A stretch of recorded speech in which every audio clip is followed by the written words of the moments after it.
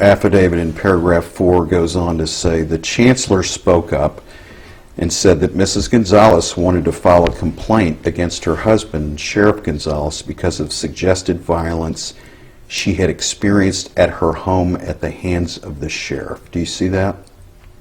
Yes. Okay.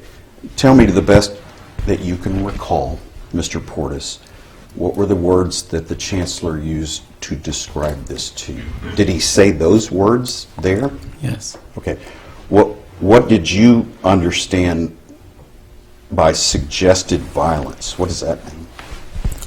Well, it has to come from her. It has to come from the victim complaining. And for him saying it, then she again repeated it. She, meaning Mrs. Gonzalez, I want to file a complaint on my husband for domestic abuse at home. Okay. I'm not following you, Mr. Portis. Are you saying that Dr. Gonzalez did use those words, or... He said it first. Okay. Then Dr. Gonzalez said it. Because it was informed to him by me, it has to come from her. I'm sorry, sir. I just didn't catch that. I let him know it has to come from her. If it's her filing the complaint, it has to come from her. I can't get it from him. Okay. And according to your affidavit, he said that she wanted to file it, right? Yeah. Okay. So he wasn't doing anything wrong, was he? Telling you that she wanted to file a complaint, right? Well, it has to come from her from our standpoint. Okay. From his standpoint, he don't know. He's hearsay secondhand. So we don't want to take what he's saying.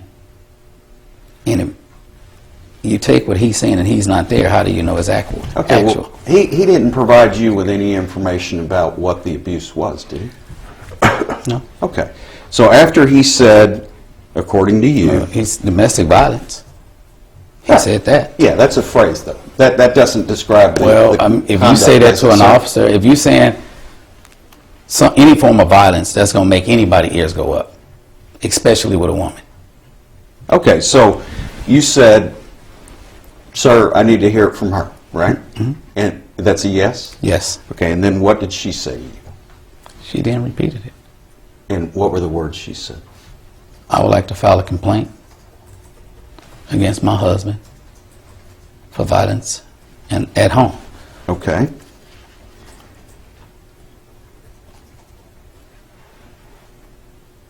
You then say you asked Chancellor Maldonado to leave the room while we interviewed the complainant. We, meaning you and Sergeant Moore, correct? At that time, Moore hadn't arrived yet, but he later arrived to clarify. Okay. So at the time, though, in this paragraph where you're talking to Dr. Gonzalez and the Chancellor, Moore wasn't there yet? No. Okay. So we interviewed her, that's not correct. You meant you interviewed her. Well, he interviewed her later. Okay. I'm not talking about later, sir. I'm talking about right there at that moment. Okay. There was no we, was there? And I understand that.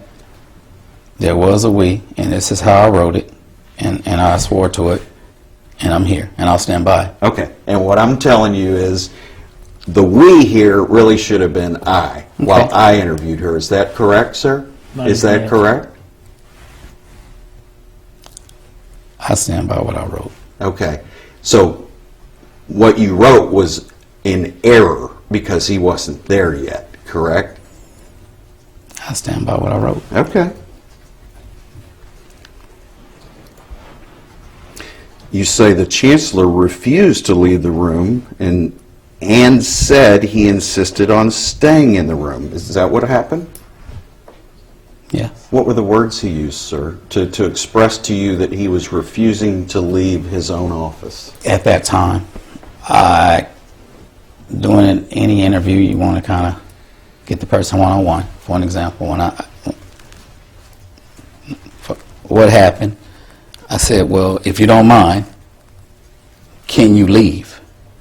Or can you step out while I talk to her? And he said, no, I can stay. I didn't want a power struggle. I didn't. At that point, I asked him again. And when he barked out, you know, you do know I'm your boss or some to that degree, or I just, okay. You know, I'm, from where I sit, he is the chancellor. He's the big guy on campus. Yes, I am an officer, but with that comment, I was kind of what to do, and it intimidated me.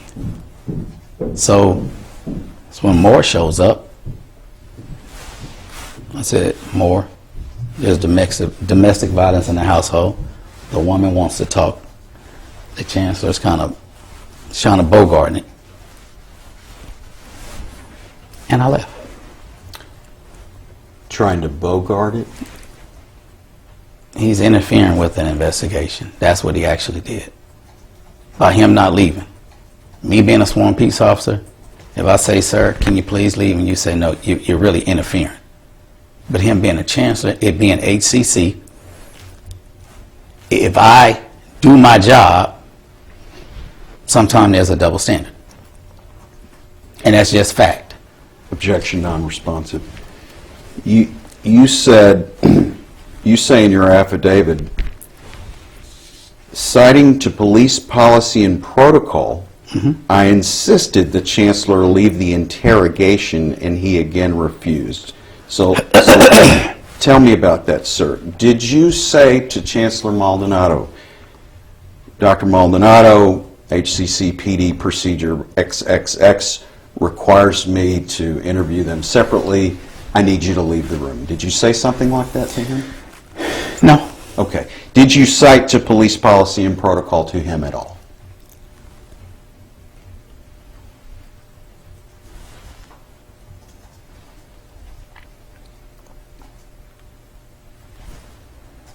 No. So did you ever consider, sir, asking Dr. Gonzalez to simply walk outside the room to interview her? I did not. Why not? I didn't. I asked him. She's a victim complaining.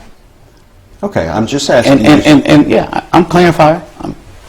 She's a victim complaining. I'm trying to make it as easy as possible on her. Okay. And I like I say, in my shoes, my little measly check of where I'm at, I'm like I say, he kind of threw me off my game because I did not expect that bite back. I'm thinking he'll be like, okay, all right, but I didn't get that. I didn't.